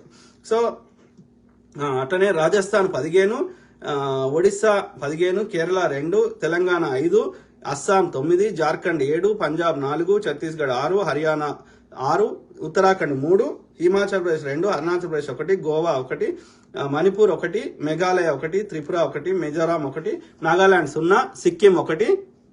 ఇది ఎన్డీఏ కూటమికి చెప్తున్నా. ఢిల్లీ 2, జమ్మూ కాశ్మీర్ 2, దాద్రా నగర్ హవేలీ అండ్ డయ్యూ-డామన్ 1, అండమాన్ నికోబార్ 0, చండీగఢ్ 0, లద్దాఖ్ 1, లక్షద్వీప్ 0, పాండిచ్చేరి లేదా పుదుచ్చేరి 0. అట్లా లెక్క పెడితే ఇది యొక్క ఎన్డీఏ కూటమికి 269. ఇది నేను లిబరల్గా వేస్తే, ఎన్డీఏ కూటమికి ఎక్కువ వేస్తే, రియాలిటీకి దూరంగా వేస్తే. అర్థమైందా? సో కాబట్టి ఈసారి బీజేపీ అంత ఈజీ అయితే లేదు గెలిచే వాళ్ళు ఎన్ని ప్రచారం చేసుకున్నా అంత ఈజీ అయితే లేదు. ఈసారి ప్రభుత్వం మారే అవకాశం ఉంది. ఓకే, ఇండియా కూటమికి కూడా మంచి అవకాశం ఉంది ఇండియా కూటమి. ఓకే, సో చెప్పండి ఇప్పుడు మీరు మీ కామెడీ చూద్దాం. అంటే నేను ఏమంటున్నా అంటే రియాలిటీ దగ్గర బతుకుదాం, జస్ట్ ఫేక్ ఎందుకు ప్రచారం చేసుకున్నాడు. చూడండి ప్రతి రాష్ట్రం చూడండి, ప్రతి రాష్ట్రంలో ఇది బీజేపీ 9 రాష్ట్రాలు అసలు లేనే లేదు, ఓటు శాతమే లేదు. కాంగ్రెస్కి 4 రాష్ట్రాలనే లేదు ఓటు శాతం. అర్థమైందా? చెప్పలేదు నేను చెప్పిన దానిలో మేక్ సెన్స్ ఉందా లేదా? చూడు ఉత్తరప్రదేశ్లో ఇప్పుడు చెప్పిన అన్ని పార్టీల పేర్లు చెప్పిన ఎక్కువ రాష్ట్రాల్లో బీజేపీకి గట్టి ప్రధాన ప్రతిపక్షం కాంగ్రెసే ఉంది. కాంగ్రెస్ లేదు లేదు లేదు ఆడలేదు. చూడు నేను ఇంకా ఇంకా ఇంకా డీటెయిల్గా అర్థం కావడానికి చెప్తాను, ఓటు శాతం చెప్తున్నా. ఇప్పుడు చూడు ఏది బీజేపీకి యూపీలో ఎంత శాతం వచ్చింది? 255 సీట్లు వచ్చినాయి అసెంబ్లీలో. ఎంత శాతం వచ్చింది? 41% వచ్చింది. సమాజ్వాదీ పార్టీకి 32% వచ్చింది. 132 మంది సమాజ్వాదీ పార్టీకి వేసారు యూపీలో. అది ప్రతిపక్షం. అక్కడ మహారాష్ట్రలో బీజేపీకి ఎంత ఓటు శాతం వచ్చింది? 26%. 26 మంది ఓటు వేసారు 100. ఎన్సీపీకి 16% వచ్చి అసెంబ్లీ చెప్తుంది ఇది. ఎన్సీపీ 16%, శివసేనకి 16%, కాంగ్రెస్కి 16%, మూడింటికి వచ్చినాయి. అట్లా నువ్వు ఏదన్నా వెస్ట్ బెంగాల్ తృణమూల్ కాంగ్రెస్ 48% ఓట్లు వచ్చినాయి, బీజేపీకి 38% వచ్చినాయి. బీజేపీకి 19% వచ్చింది బీహార్లో, ఆర్జేడీకి 23% వచ్చింది, జేడీయూ నితీష్ కుమార్కి 15% వచ్చింది, కాంగ్రెస్కి 10% వచ్చింది. తమిళనాడు డిఎంకేకి 38% వచ్చింది, తర్వాత ఏఐడిఎంకేకి జయలలిత పార్టీకి 33% వచ్చింది. ఏం గాడ కూడా 4% వచ్చింది కాంగ్రెస్కి తమిళనాడులో కూడా. బీజేపీకి 2% వచ్చింది. చెప్పండి. మధ్యప్రదేశ్ చూడు, మధ్యప్రదేశ్లో చూడు, బీజేపీకి 48% ఓట్లు వస్తే కాంగ్రెస్కి 40% ఓట్లు వచ్చినాయి. 8% డిఫరెన్స్ ఉంది. ఇట్లా ఎక్కడైతే బీజేపీ మేము బలంగా ఉన్నామని చెప్తారు కదా నార్త్ ఇండియాలో, సెంట్రల్ ఇండియాలో, అక్కడ రెండే పార్టీలు ఉన్నాయి, బీజేపీ కాంగ్రెస్. కాంగ్రెస్కి అరౌండ్ 40% మినిమం ఓట్లు ఉన్నాయి. కర్ణాటకలో 42% ఓట్లు వచ్చినాయి, బీజేపీకి 36% ఓట్లు వచ్చినాయి. గుజరాత్ అని వాడు గోద్రాల్లర్లు చేసి గుజరాత్లో మేము బాగా బలంగా ఉన్న గుజరాత్లనే చూడు, ఎంత వచ్చింది బీజేపీకి? 52% ఓట్లు వచ్చినాయి. ఏం లేదు కాంగ్రెస్ గుజరాత్లో అసలే లేదు అని చెప్పి గుజరాత్లో ఇంత దుష్ప్రచారం చేసిన గుజరాత్లనే 27% ఓట్లు వచ్చినాయి కాంగ్రెస్కి. చెప్పండి. ఆమ్ ఆద్మీ పార్టీకి 13% ఓట్లు వచ్చినాయి గుజరాత్లో. ఆంధ్రప్రదేశ్లో కాంగ్రెస్ లేదు, బీజేపీ లేదు, టీడీపీ, వైసీపీ, జనసేనకి 5% వచ్చినాయి, వైసీపీకి దాదాపు 50% వచ్చినాయి, టీడీపీ 40% ఓట్లు వచ్చినాయి. ఓట్ల శాతం చూడాలి, ఎవడు అధికారంలో చూడకూడదు. ఓకే. రాజస్థాన్లో ఏది బీజేపీకి 41% ఓట్లు, కాంగ్రెస్కి 40% ఓట్లు. 1 పాయింట్ సంథింగ్ 1% ఓట్లు తేడా ఓడిపోయింది మొన్న. అర్థమైందా? రాజస్థాన్ ఇవే రెండు ప్రధాన పార్టీలు, బీజేపీ, కాంగ్రెస్ లేదంటారు కదా. మరి 140 మంది ఓట్లు ఎట్లేస్తారు లేని కాంగ్రెస్కి? మెజారిటీ రాష్ట్రాల్లో కాంగ్రెసే బలంగా ఉంది. అర్థమైందా? కుట్రలు చేసి 1000-2000 ఓట్ల తేడాతో ఈవీఎం రిప్లేస్ చేసి గెలుస్తున్నావు తప్ప మెజారిటీ గట్టి పోటీ ఇస్తుంది కాంగ్రెసే. బీజేపీతో పోలిస్తే కాంగ్రెసే ఎక్కువ రాష్ట్రాల్లో ఉంది. 9 రాష్ట్రాల్లో దాదాపు బీజేపీకి ఓటు శాతం లేదు. కాంగ్రెస్కి ఓటు శాతం లేని రాష్ట్రాలు 4. తర్వాత కేరళలో ఇది కమ్యూనిస్ట్ పార్టీ సిపిఐఎంకి 25% ఓట్లు. కాంగ్రెస్కి కేరళలో 25% ఓట్లు. కమ్యూనిస్ట్ పార్టీ అక్కడ అధికారంలో ఉన్నప్పటికీ. బీజేపీకి 11% ఓట్లు. సిపిఐకి 8% ఓట్లు.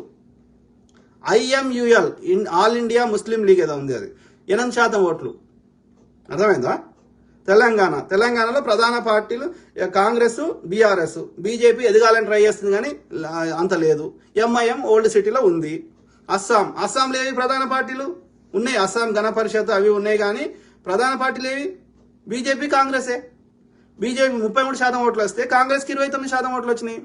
దాదాపు 30% ఓట్లు వచ్చినాయి. అస్సాం. జార్ఖండ్లో ఏది బీజేపీకి 33% ఓట్లు వస్తే జార్ఖండ్ ముక్తి మోర్చా జేఏఎంకి 30 వచ్చినాయి, 19% వచ్చినాయి. కాంగ్రెస్కి 14% వచ్చినాయి. చెప్పండి. ప్రతి రాష్ట్రంలో బీజేపీ చాలా చూడండి. This is the reality. పంజాబ్లో బీజేపీకి 6% ఓట్లు, కాంగ్రెస్కి 23% ఓట్లు, ఆమ్ ఆద్మీ పార్టీకి 42% ఓట్లు. పంజాబ్లో దాదాపు లేనే లేదు బీజేపీ. ఛత్తీస్గఢ్లో బీజేపీ వర్సెస్ కాంగ్రెస్.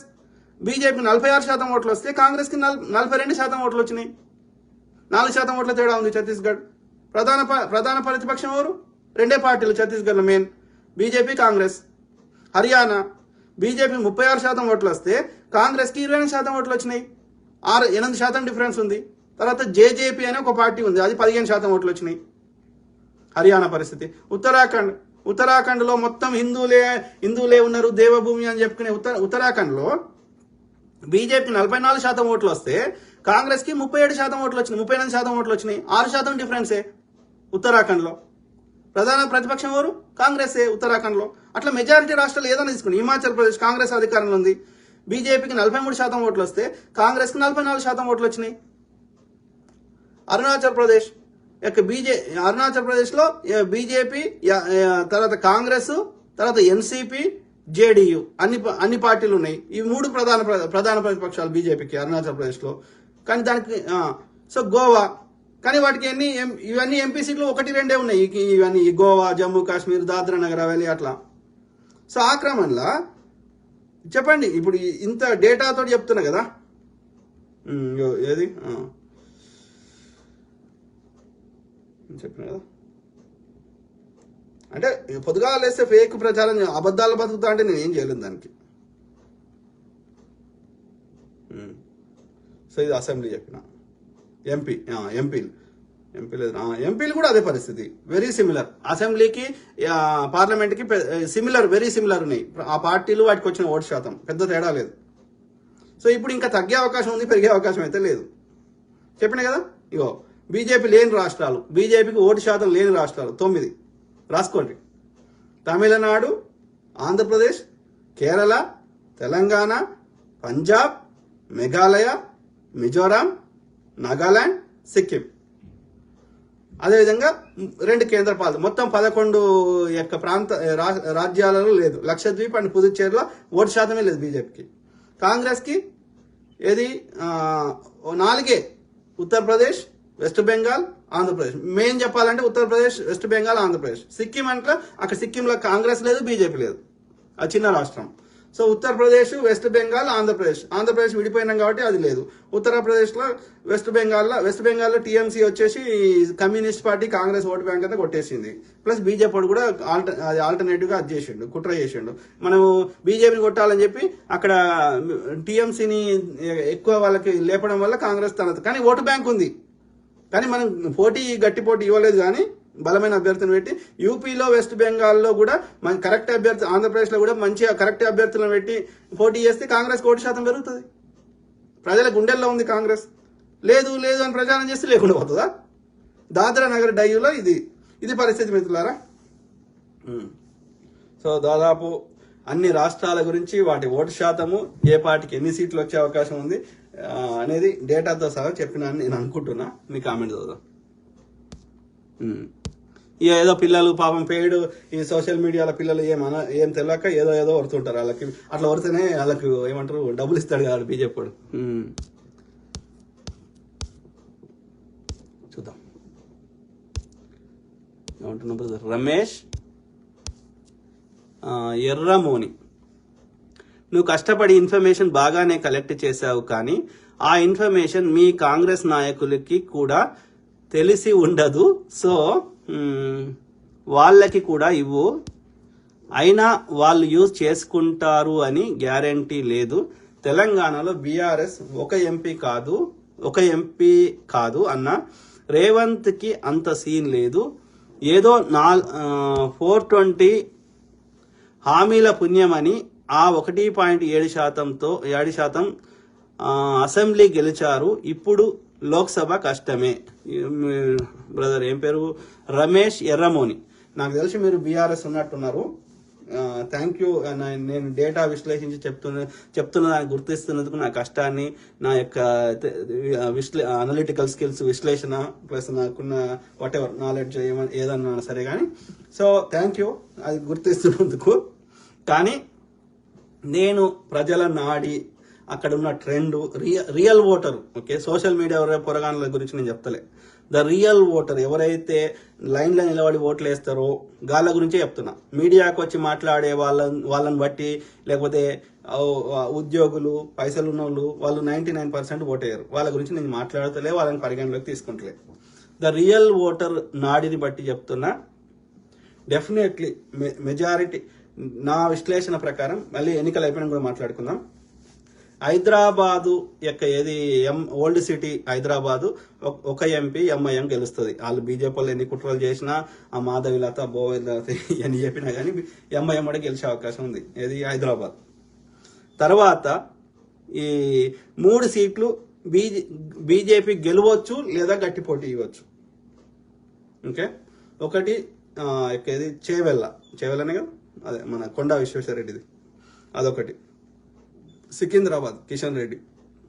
తర్వాత నిజామాబాద్లో ఒకటి, ఆదిలాబాద్లో ఒకటి, ఇన్ వరస్ట్ కేసు కరీంనగర్.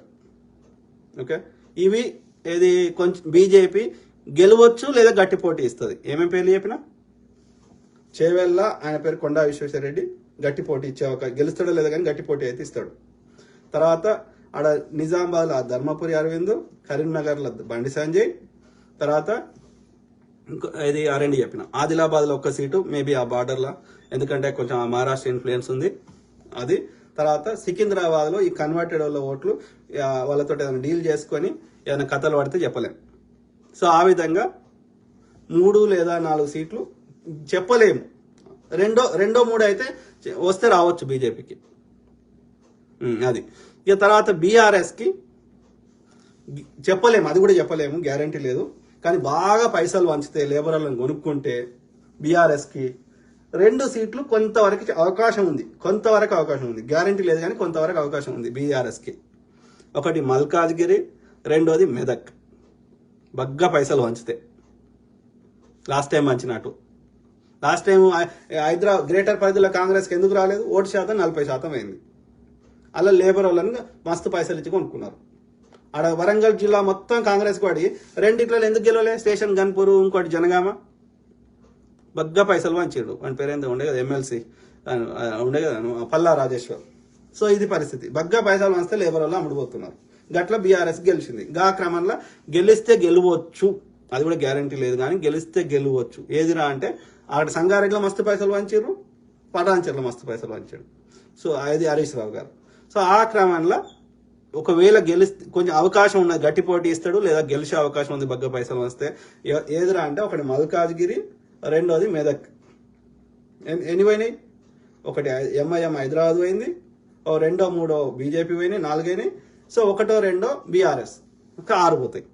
మొత్తం ఎన్ని ఉన్నాయి? 17 ఉన్నాయి. ఇంకా మిగిలినవి అన్ని రాసి పెట్టుకోరి, కాంగ్రెస్ గెలుస్తుంది. రాసి పెట్టుకోకూడదు.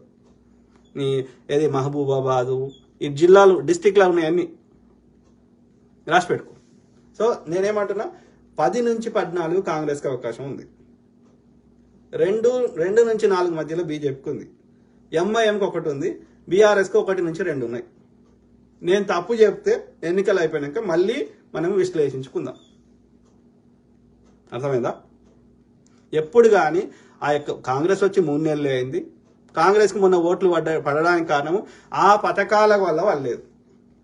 కాంగ్రెస్కి మంచి పేరు ఉండడము, కాంగ్రెస్కి యొక్క రేవంత్ రెడ్డి వల్ల ఓట్లు వల్లేదు, ఆ పథకాల వల్ల ఓట్లు వల్లేదు కాంగ్రెస్కి. కాంగ్రెస్ తెలంగాణ ఇవ్వడము, కాంగ్రెస్కు ఉన్న చరిత్ర, కేసీఆర్ మీద వ్యతిరేకత, కేసీఆర్ మీద దోపిడీ, నరేంద్ర మోడీ గారి మీద వ్యతిరేకత, కాంగ్రెస్కున్న మంచి చరిత్ర. గా పథకాలను చూసి ఓటేస్తారు అనుకుంటే అది భ్రమ. గట్లా అనుకుంటే కాంగ్రెస్కి ఛత్తీస్గఢ్లో పడాల్సి ఉండే, రాజస్థాన్లో పడాల్సి ఉండే, మధ్యప్రదేశ్లో పడాల్సి ఉండే. ఇక్కడ మన తెలంగాణలో ఏం అనౌన్స్ చేసినామో అక్కడ కూడా అవే అనౌన్స్ చేసినాం.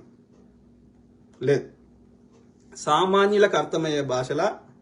ఓకే, నాలాంటోడు తిన్మార్ మల్లన్న, ఈ యొక్క రఘు జర్నలిస్టు, మీరు ఈ యొక్క ఎందుకంటే కేసీఆర్ గారు కూడా మోడీ గారు ఎట్లా అయితే రెగ్యులర్ నేషనల్ మీడియాని, లోకల్ మీడియాని ఎట్లా కంట్రోల్ చేశారో, కేసీఆర్ గారు కూడా ఆయనకు వచ్చే 2-3 ఛానళ్ళు ఉన్నాయి, న్యూస్ పత్రికలు ఉన్నాయి, మిగతా యూట్యూబ్లో ఇన్ఫ్లుయెన్స్ చేసిండ్రు. దే ట్రైడ్ దేర్ బెస్ట్, మీడియాని కంట్రోల్ చేశారు. అయినప్పటికీ ఇప్పుడు మీడియా ఎట్లయిపోయింది, కాంటెంట్ క్రియేట్ చేసే వాళ్ళు చాలా మంది అయిపోయారు. కానీ అందరికి వ్యూస్ వస్తుంది. నేను చూస్తున్నా ఈ మధ్య ఇది యూట్యూబ్లలో మిలియన్స్ ఆఫ్ సబ్స్క్రైబర్స్ ఉన్నారు కొన్ని ఛానల్స్కి, పేరున్న ఛానల్స్, పేరున్న యాంకర్స్. కానీ వ్యూస్ చూస్తే 1000-2000 కూడా వస్తలేవు. ఎందుకంటే కాంటెంట్ ఎక్కువైపోయింది, ప్రజలకి అంత చూసేంత టైం లేదు అవన్నీ కాంటెంట్. కాబట్టి ఏం చేస్తున్నారు, ఎవరైతే జెన్యున్గా ఇన్ఫర్మేషన్ చెప్తున్నారో వాళ్ళదే ఎక్కువ చూస్తున్నారు, వాళ్ళకే ఎక్కువ వ్యూస్ వస్తున్నాయి. అర్థమైందా? The quality matters, not the quantity అన్నట్టు అయిపోయింది. ఎందుకంటే మెజారిటీ ఛానళ్ళల్లో వాడు పెట్టే యొక్క తమ్మునేలు వేరే ఉంటుంది, అలా ముచ్చట చూస్తేనేమో అసలే ఉండదు. ఇప్పుడు ఆ సార్ ఒక ఆయన ఉన్నాడు, ఆయన పేరు ఏంటంటే మర్చిపోతే, ఆయన దాము బాలాజీ అని ఒక సార్ ఉన్నాడు. ఆడ ఈడ గూగుల్లో సెర్చ్ చేసి ఏదో చెప్తాడు ముచ్చట. అరే నేను 10 నిమిషాలు చూస్తా వీడియో, నాకు తెలియని కొత్త ముచ్చట ఏం కనిపించదు అలా. అటే చుట్టూ మెజారిటీ ఈ విశ్లేషకులు అందరూ కొద్ది మంది ఈ యొక్క ఇది ఇన్ఫర్మేషనల్ వీడియోస్, కొద్ది మంది, అది కూడా అందరిని అంటలేను. తులసి చంద్ గారు ఉన్నారు, అనలిటికల్ వీడియోస్ ఆమె పెద్దగా చెప్పలేదు కానీ ఆమె జర్నలిజం చేసింది పద్మావతి యూనివర్సిటీ నుంచి. సో ఇన్ఫర్మేషనల్ వీడియోస్ అక్యురేట్గా చెప్తుంది ఆమె.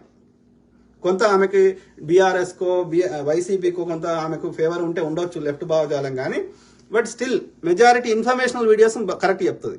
కానీ విశ్లేషించి చెప్పేది మాత్రం ఆమె పప్పుల కాలేస్తుంది. ఓకే, సో అట్లా ఎవరో కొంచెం రియాలిటీ దగ్గర చెప్పే వాళ్ళే చూస్తున్నారు. ఇప్పుడు జయప్రకాష్ నారాయణ, జేడి లక్ష్మీనారాయణ ఇట్లాంటి వాళ్ళు చెప్తే 1-2 సార్లు చూసిర్రు, ఏది ఏమైనా నిజం చెప్తాడేమో అని. వాళ్ళు ఐఏఎస్లు, ఐపీఎస్లు ఇంకోటి చదువుకున్నారు కదా అని.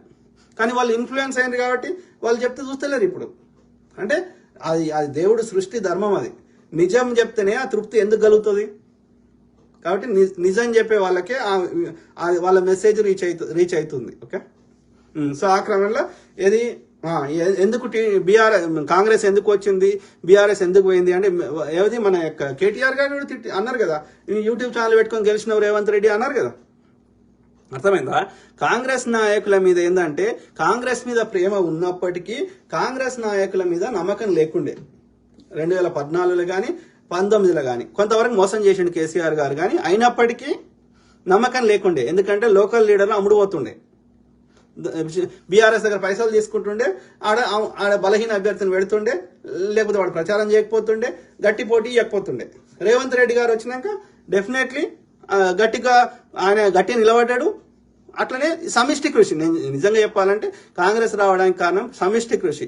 ముఖ్యంగా ఇండిపెండెంట్ వాయిస్లోదే ఎక్కువ ప్రజలకి అర్థమైంది. కేసీఆర్ దోపిడీ కానీ బీజేపీ దోపిడీ కానీ సామాన్యులకు అర్థం చేయడంలో ఇండిపెండెంట్ వాయిస్లే కీలక పాత్ర పోషించారు. దానివల్ల వాళ్ళకి దిమాకులు ఎక్కింది కాబట్టి అయ్యో కేసీఆర్ గింత దోషిండా మా దగ్గర, గింత అన్యాయం చేసిండా అనేది వాళ్ళ దిమాకులు ఎక్కింది కాబట్టి తెలంగాణ ప్రజలు చాలా చైతన్యవంతులు. వాళ్ళకేంది, వాళ్ళకి ఒకసారి నువ్వు మోసం చేసినవన్న భావన వస్తే లేవకుండా కొడతారు. ఇక ఎంత ప్రేమ చేస్తారో అదే మోసం చేసినావని తెలిస్తే నీ మీద నమ్మకం పోతే నువ్వు అస్సలే పట్టించుకోరు. తమిళనాడు లెక్క ఒక పార్టీకి ఫుల్ వస్తుంది, ఒక పార్టీకి అసలే ఉండదు. అట్లా ఉంటుంది. అంటే మోసం చేస్తే తీసుకోరు. తెలంగాణ ప్రజలు చాలా చైతన్యం గలవారు, లెఫ్ట్ భావజాలం గలవారు. అర్థమైందా? అందుకే తెలంగాణలో ఎవరొచ్చైనా కంఫర్టబుల్గా బతకగలుగుతారు. అది మార్వాడోడు కానీ, ఒడిశా వాడు కానీ, లేకపోతే కర్నూలుడు కానీ, ఎవరైనా సరే ఏ ప్రాంతం వాడైనా కంఫర్టబుల్గా వాళ్ళు ఇల్లు లెక్క ఫీల్ అవుతారు. అందుకే వస్తారు తెలంగాణకి. అర్థమైందా? హోస్టల్ ఎన్వైరన్మెంట్ అందరిని ఇంక్లూడ్ చేసుకుంటాం, అందరినీ ఫ్రెండ్లీగా చూసుకుంటాం. సో ఆ క్రమంలో ఈ యొక్క అది సమిష్టి కృషి.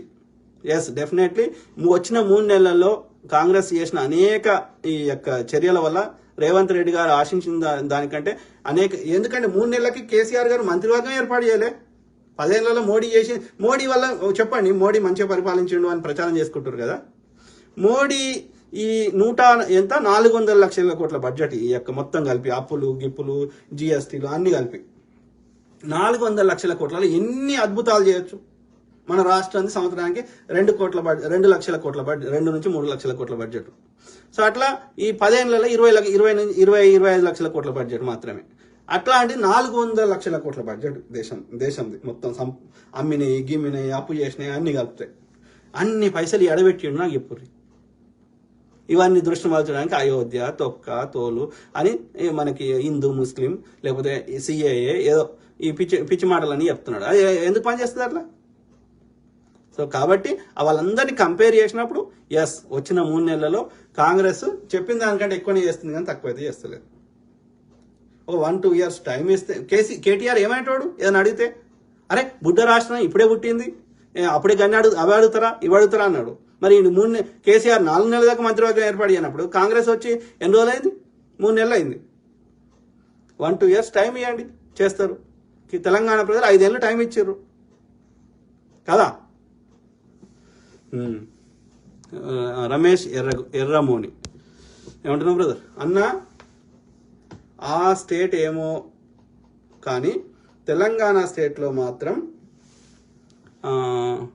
మీరు 1.7 మాత్రమే మెజారిటీలో ఉన్నారు అంటే <2% కావచ్చు బ్రదర్, నేను కాదంటలేను.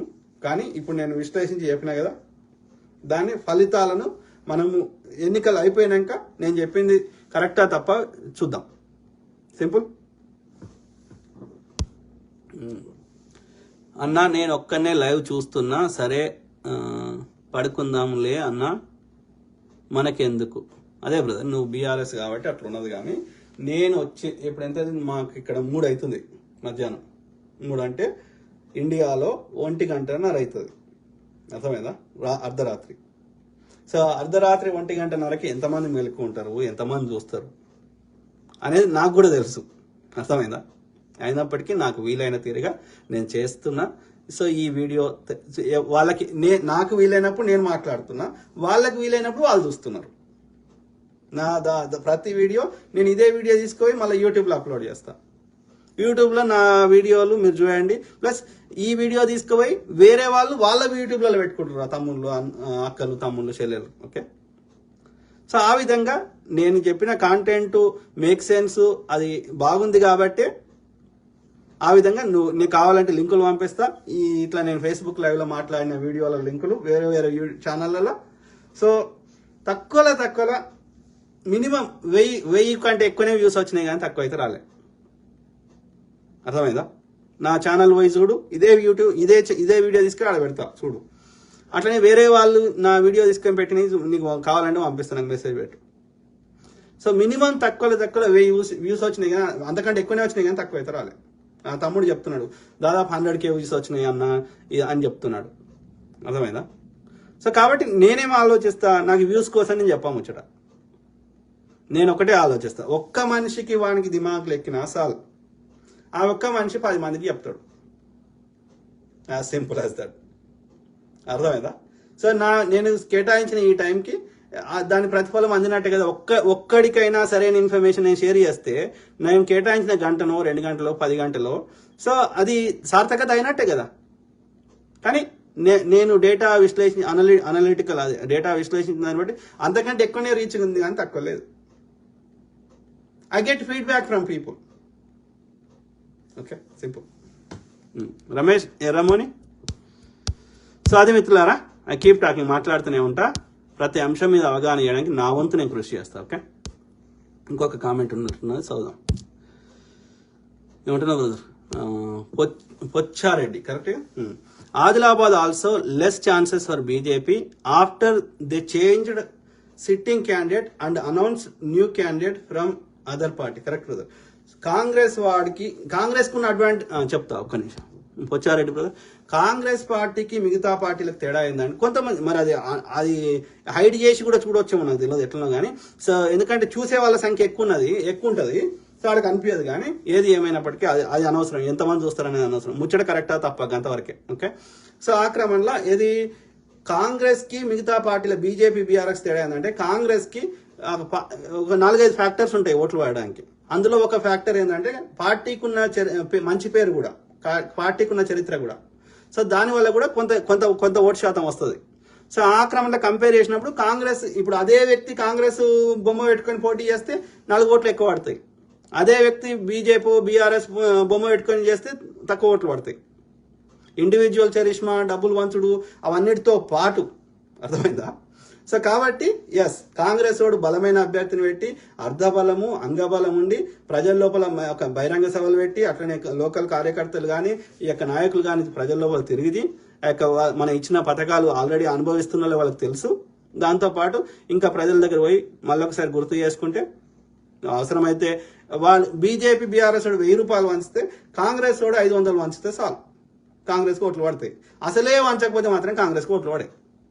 కాబట్టి గెలిస్తేనే మనము అధికారంలో వస్తాము, అధికారంలో ఉంటేనే ప్రజలకు మంచి చేయగలుగుతాం. అధికారం లేకపోతే మనం ఎంత నెత్తిన వరకు కొట్టుకున్నా వేస్ట్. కాబట్టి ఓకే, పైసలు అవసరం అయితే ఖర్చు పెట్టుండ్రి.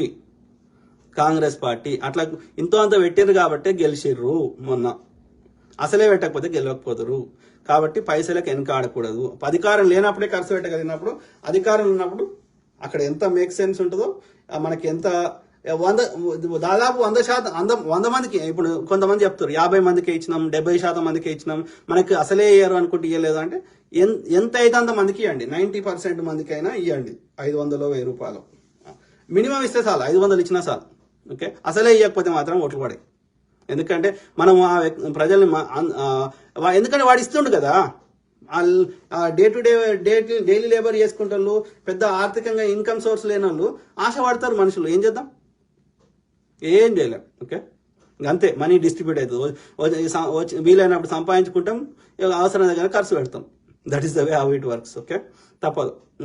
మారిన రాజకీయాలు, ప్రజలకి పైసలు తీసుకొని ఓటేసే కల్చర్ అలవాటు చేసిండు మోడీ గారు, ఈ బీజేపీ వాడు బీఆర్ఎస్ వాడు. కాబట్టి మనము నచ్చినా నచ్చకపోయినా ఇవ్వాల్సి వస్తుంది. వాడు 1000 రూపాయలు ఇస్తే వీడు 500 ఇవ్వాలి, అప్పుడే ఓట్లు పడతాయి.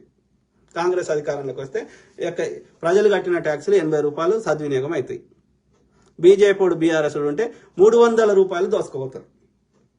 That is the difference between Congress and BJP BRS. As simple as that.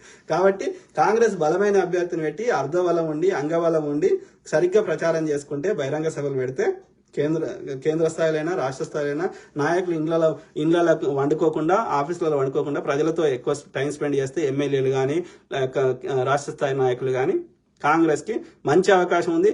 14 సీట్లు వచ్చినా ఆశ్చర్యపోవాల్సిన అవసరం లేదు. ముఖ్యంగా ఏది ఆదిలాబాదు, నిజామాబాదు, తర్వాత మల్కాజ్గిరి, మెదక్, ఈ 4 వీటి మీద ఎక్కువ ఫోకస్ చేయాలి. పైసలు వంచుతావా, గట్టి అభ్యర్థిని పెడతావా, ఏం చేస్తావు? అప్పుడు ఏమవుతుంది, ఇక బీఆర్ఎస్ దాదాపు శూన్యమైపోతుంది. బీజేపీ గెలిస్తే సికింద్రాబాద్ గెలుస్తుంది కావచ్చు, సికింద్రాబాద్ మరి కొండా విశ్వేశ్వరరెడ్డి చేవేళ్ళను, లేకపోతే అది కూడా కాకపోవచ్చు. తర్వాత హైదరాబాద్ ఎంఐఎం ఒకటి గెలుస్తుండొచ్చు. అంటే నేను చెప్తున్నా కాంగ్రెస్కి ఓవరాల్ 11-12 అయితే గ్యారంటీ. ఇంకా అంతకంటే 1-2 ఎక్కువ కావాలనుకుంటే జర కష్టపడాలి. ఇట్లా ఈ సిమిలర్ స్ట్రాటజీ ప్రతి రాష్ట్రంలో చేసిరనుకో, ప్రతి ఓటు, ప్రతి ఎంపీ సీటు లెక్క ఇంపార్టెంటే. వీలైన దగ్గర పొత్తులు అవసరమైతే పెట్టుకోవాలి. వాళ్ళు బీజేపీ ఏంది టీడీపీ జనసేన పెట్టుకున్నారు కదా, ఇప్పుడు కాకపోయినా ప్రీ ఎలక్షన్స్ కాకపోయినా పోస్ట్ ఎలక్షన్స్ అన్నా వైసీపీ అట్లాంటి వాళ్ళని అవసరమైతే పొత్తు పెట్టుకుంటే తప్పులేదు, అదే మద్దతు తీసుకుంటే తప్పులేదు. ఇప్పుడు కాకపోయినా, ఎందుకంటే ఇప్పుడు మళ్ళీ ముందు ప్రీ అయితే రాంగ్ ఇండికేషన్ అవుతుంది, కానీ పోస్ట్ ఎలక్షన్స్ తర్వాత అవసరం. ఎందుకంటే నా అంచనా ప్రకారం ఆంధ్రప్రదేశ్లో వైసీపీకే ఎక్కువ మళ్ళీ గవర్నమెంట్ వచ్చే అవకాశం కనిపిస్తున్నది. అట్లనే సీట్లు కూడా ఎక్కువ వచ్చే అవకాశం ఉన్నది. ఈ టీడీపీకి మిగతా వాళ్ళకి, మిగతా జనసేన, బీజేపీ గోదావరి జిల్లాలో వస్తే రావచ్చు 4-5 ఓట్లు. తర్వాత గుంటూరు, కృష్ణా, ఏది మన ఇదేంది ఏమంటారు రాయలసీమలో కూడా కొన్ని చోట్ల, అన్ని చోట్ల కాదు. సో చూద్దాం. సో అది brother. So I keep talking, మాట్లాడుతూనే ఉంటా ప్రతి అంశం మీద విత్ డేటా, విత్ ఫ్యాక్ట్స్. ఎంత అయితే నాకు తెలిసిన కాడికి ఎంత అయితే అంత రియాలిటీ దగ్గర చెప్పే ప్రయత్నం చేస్తా. ఓకే, సర్వే జన సుఖినో భవంతు. God bless all, take care, good night, by.